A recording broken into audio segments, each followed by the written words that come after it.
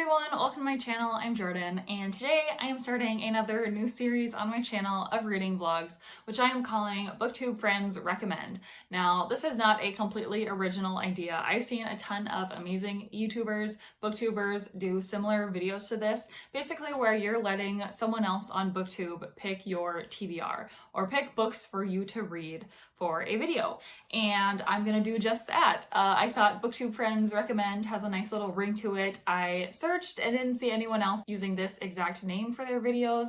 If someone else does, I apologize. I am not trying to steal anyone's idea. I just thought this would be fun to participate in myself, and so that's what I'm gonna do. So today I am letting two Booktube friends choose the books that I'm gonna read, and sometimes videos like this have a specific theme to go around, whether they're those Booktubers' favorite books or whether they're looking for books in a particular genre or anything like that. I specifically have picked a couple of these guys' recommendations that are books that are way out of my comfort zone. The first friend that I have recruited for this video is Gavin at How to Train Your Gavin. I am sure you are familiar with him. He is such a fantastic booktuber. He reads a lot of middle grade and has kind of made that his brand. And so that's what he has recommended to me, are two middle grade books. I have not read any middle grade, I don't think. I guess I have read Holes as an adult, which is a middle grade, I think.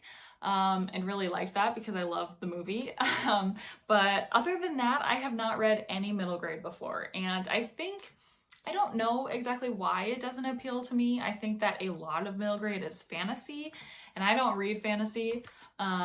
We'll get to that in a sec, but there are plenty of contemporary middle grade books in all genres, I'm sure. So I'm not sure exactly why I haven't taken the plunge, but no one better to recommend some books than Gavin. So the first book that he recommended is his #1 middle grade book that he recommends to everybody, and that is Nevermore by Jessica Townsend. And this is a fantasy middle grade book. I don't know a ton about it. I think it follows this girl who is a cursed child, and because of her curse, she makes all kinds of bad things happen around her town. And I think she is destined to die, and then I think she maybe gets taken away and goes to a different world or land or something. I don't know a ton about it, but I think that is the gist of it. I am very interested to see what I think of this because it is Gavin's kind of go-to recommendation. I know that a lot of people love this book and that he really loves this book. I'm just a little worried about the magical, fantastical elements of it. It might be a little too whimsical for me. I like real life things, but I'm still interested to give it a go. The second book that Gavin recommended specifically to me, because I mentioned that I don't really like fantasy, I prefer contemporary. He recommended I.D. Everdene's Letter to the World by Ashley Herring Blake. Ashley Herring Blake is a name that I've heard a lot in the middle grade world. I've never read anything by her, but I believe that she writes a lot of contemporary books that have deeper meanings and that have a lot of impact, and I'm guessing that this will be that way. I love adult hard-hitting contemporary books, and so I'm sure that I would enjoy a middle grade contemporary book with some hard-hitting topics, teaching some deep and hard and emotional lessons. I feel like that could be interesting to read, and who knows, maybe I will really fall in love with this book and this author and I'll end up buying all of her books and reading them to my daughter. I feel like that would be not out of the realm of possibility, and that would kind of be best case scenario. So I'm definitely excited about this one. And then the second booktuber that I got a recommendation from is Sam at Sam Says. Sam has become my really good friend. He is a fellow small new booktuber. I actually found him, or we found each other, because we both posted our booktube newbie tags around the same time, and so we've become friends since then. He's read actually a bunch of my thriller recommendations, so it's about time that I read some of his recommendations.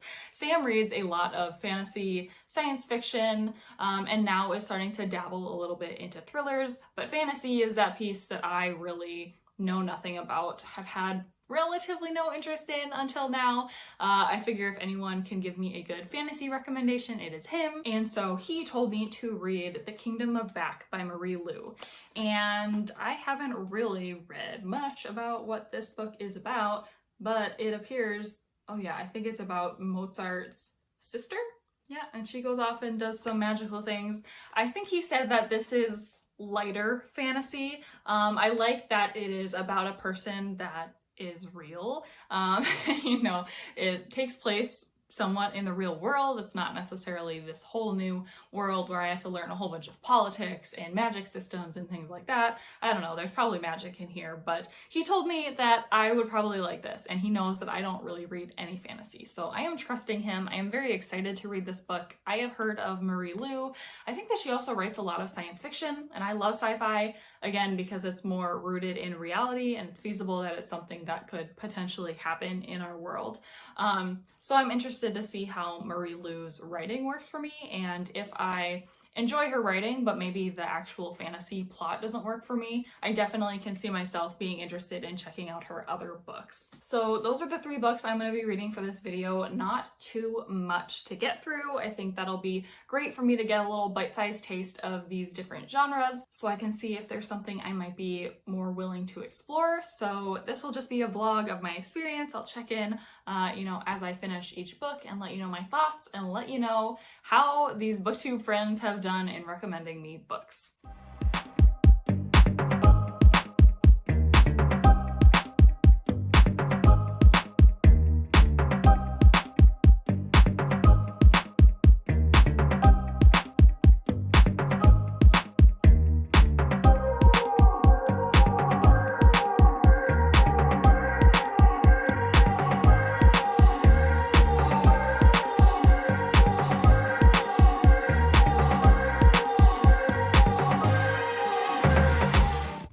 Update time. I have finished Nevermore.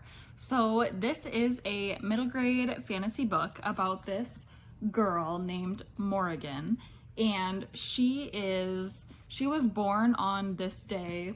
I can't remember what the day is called. Well, maybe I can look at it.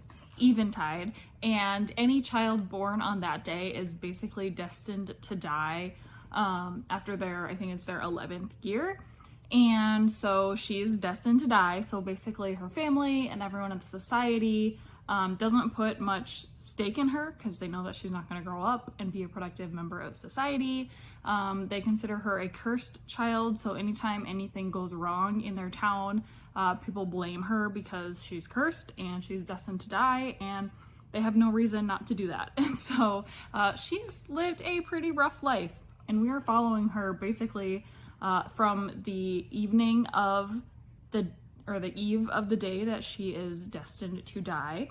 And on that eve, she gets taken by this kind of mystery man to this new fantastical world.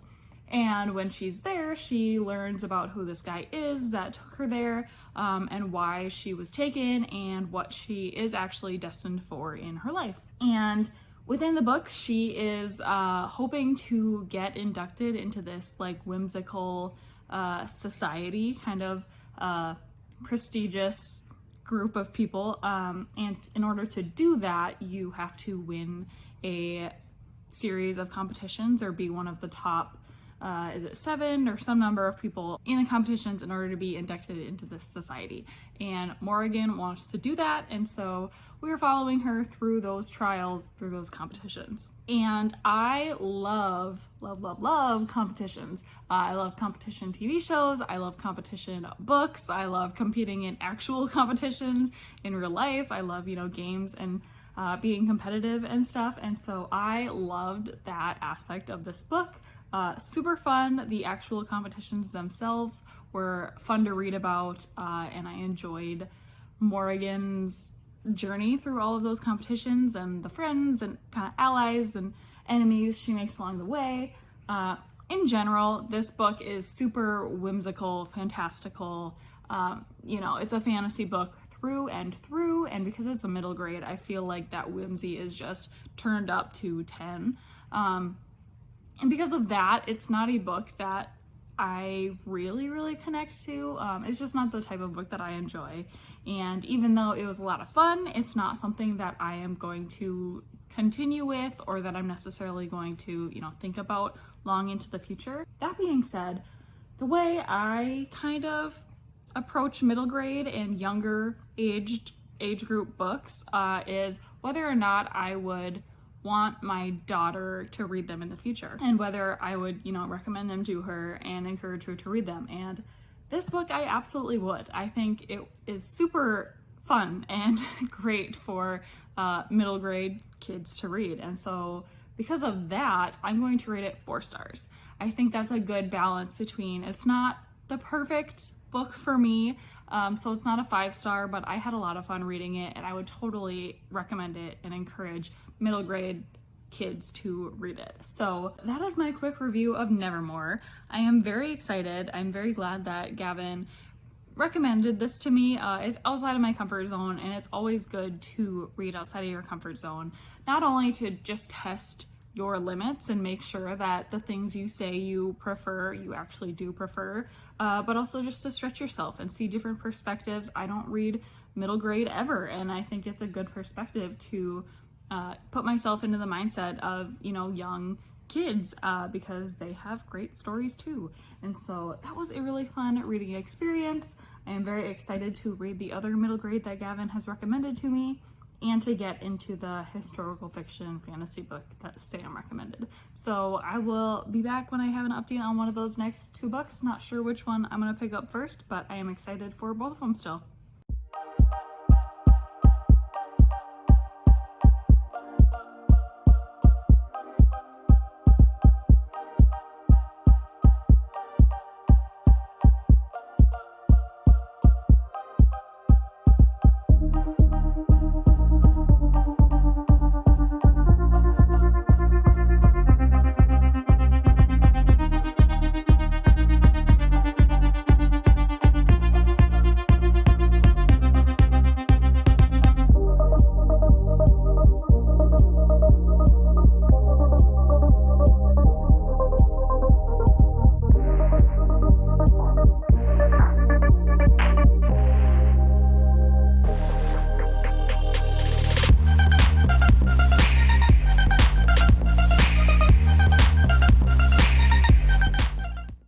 Update time.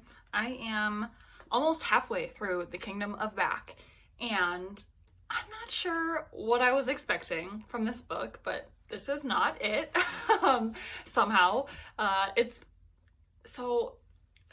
Should I explain the plot first? So in case I didn't very eloquently describe what's happening in this book. So this is about the Mozart family, which is comprised of Nannerl, the daughter, Wolfgang or Wolf Earl, the son that we all know as, the famous Mozart, and then the parents.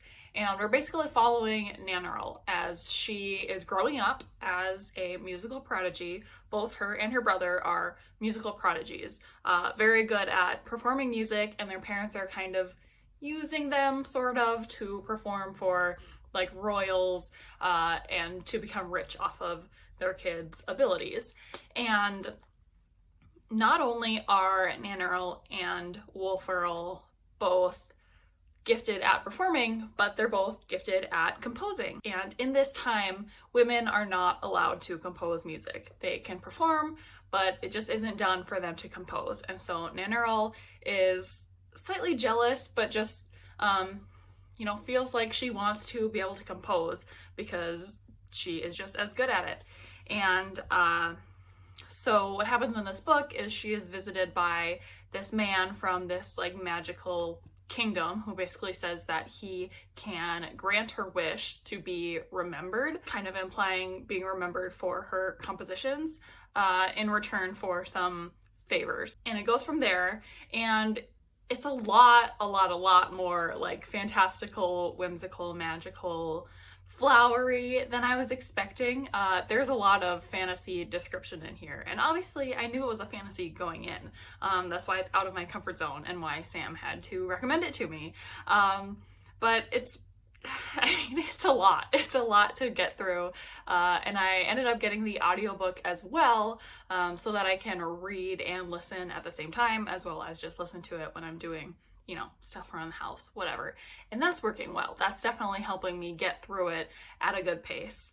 I don't know about the plot so far either. It's like, I'm not quite sure where it's going, and I kind of am not super happy with the description of Nannerl's composing capabilities. So like when she gets inspiration for a piece, it seems like it comes from external sources. For example, like she sees like rocks on the ground make up musical notes, and when she copies that down and plays it, it ends up as beautiful music. But it's not something that came like directly from her head, and so it still makes it seem like she's not the gifted composer that her brother seems to be. And maybe that's just me looking too far into it, or maybe that's what Marie Lu is trying to do, is like tell it through this magical story, but it still is implied that like it's all coming from Nannerl's head.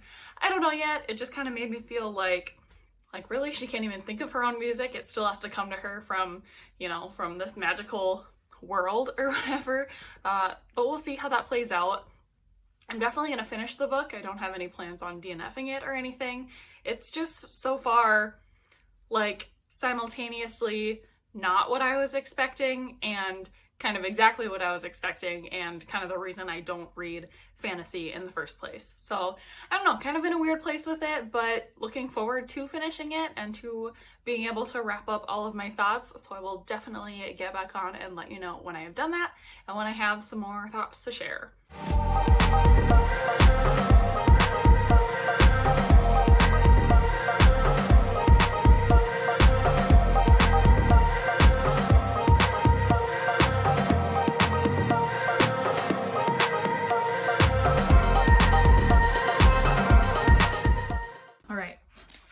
Terrible angle, but I don't care. I'm gonna roll with it. So I just finished The Kingdom of Back, and it is very fantasy, which of course it is. I mean, I asked Sam for a fantasy recommendation, and I mean, I just don't really like fantasy that much. I will say that right at the end, the author's note of this book redeemed it a little bit for me.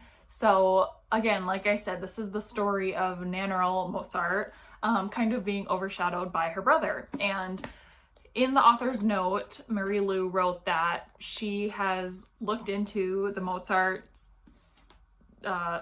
biography and the past of the Mozart family. And there is evidence that Nannerl, Mozart's sister, was just as talented and possibly composed some of her own music, which was then either released as under her brother's name or was forgotten altogether.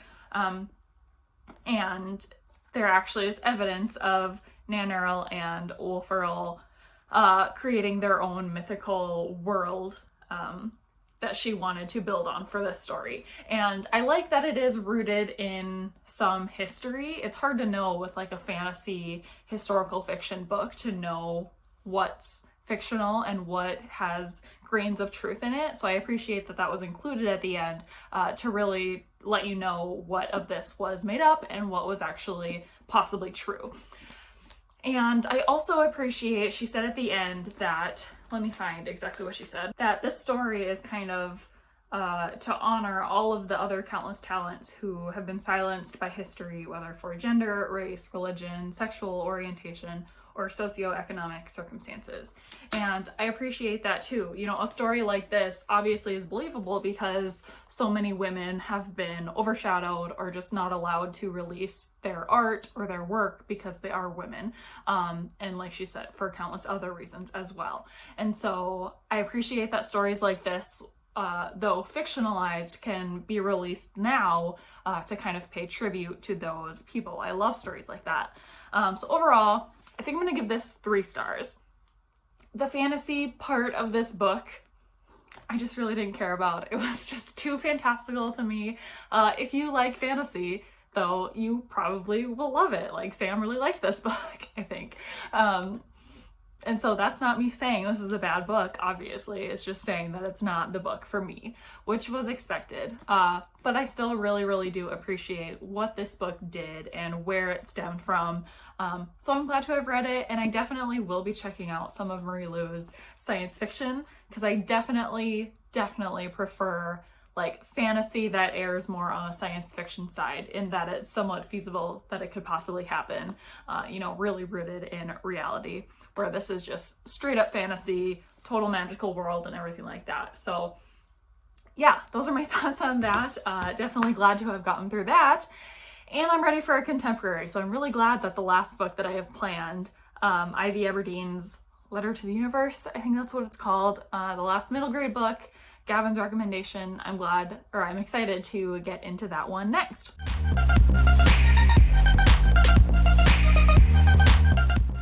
All right, final update time because I have finished Ivy Aberdeen's Letter to the World. I flew through this book. I mean, anytime that I had time to be reading, I was reading, if that makes sense. I obviously didn't have any like mid-book updates for you because I was just so invested and flew through this. Hey guys, editing Jordan here because I just realized that I never even talked about what this book is actually about. I just jumped right into my thoughts. So Ivy Aberdeen's Letter to the World is obviously a middle grade contemporary book about this middle schooler. I can't remember what age she is exactly. This girl named Ivy who is living her normal life when all of a sudden a tornado happens in her town. And her family like takes shelter, and when they come out, their house is completely gone. And so Ivy's family is having to recover from this huge natural disaster that's destroyed their home. And on top of that, Ivy is struggling to kind of learn more about who she is. So before the tornado happened, she had been doing a lot of drawings. She loves art, and she'd been doing a lot of drawings about two girls holding hands. And she had kind of been exploring her sexuality a little bit through that because she didn't identify in any particular way before, but she's getting to the age where her friends are all talking about boys, and she is questioning because she doesn't think about boys that way, and she thinks she might think about girls that way. So she's figuring that out.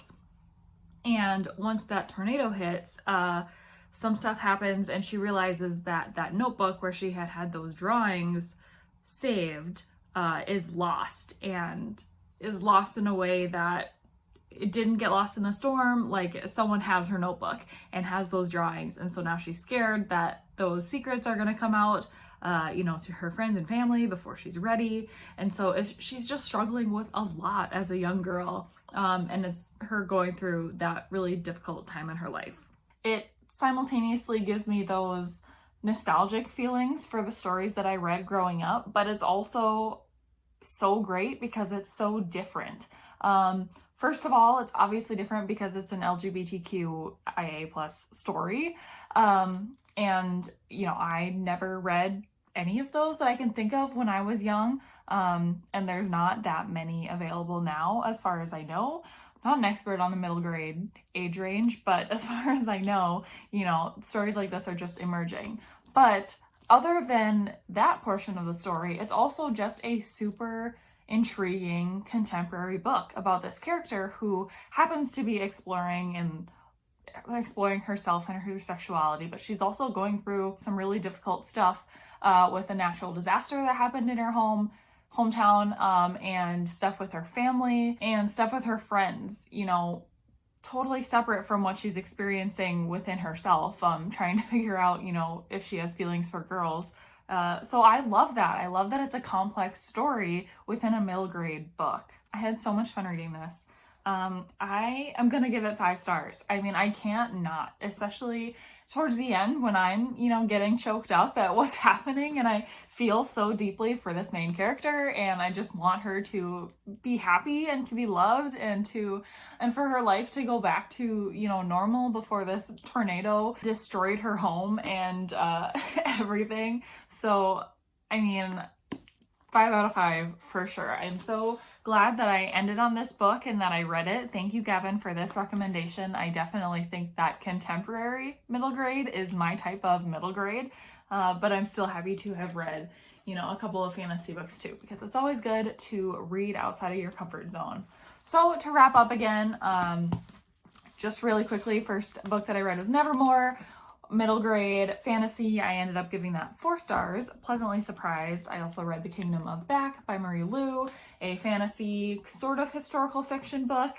I ended up rating this 3 stars. I think I liked the idea of it a little bit more than the execution, or I can appreciate kind of what it was trying to do, but at the end of the day, fantasy, adult fantasy is just not for me. And then Ivy Aberdeen's Letter to the World, my favorite of this book. And I'm super excited to continue checking out books by Ashley Herring Blake in the future. I hear that I think she has adult books too, or at least YA maybe. So I'm definitely going to check out her as an author and to see what else they have in the world. So with that, I don't think I have anything else. Please let me know if you have any suggestions for other Booktube friends recommend video ideas. This was fun just because I happened to get recommendations from Gavin and Sam, and I thought that they would make a fun video idea for being books outside of my normal reading comfort zones. But let me know if you have other like theme ideas that I could do other than just reading outside my comfort zone. I would love to make this into a full-blown series. So yeah, with that, thank you guys so much for watching this video, and I will see you in my next one.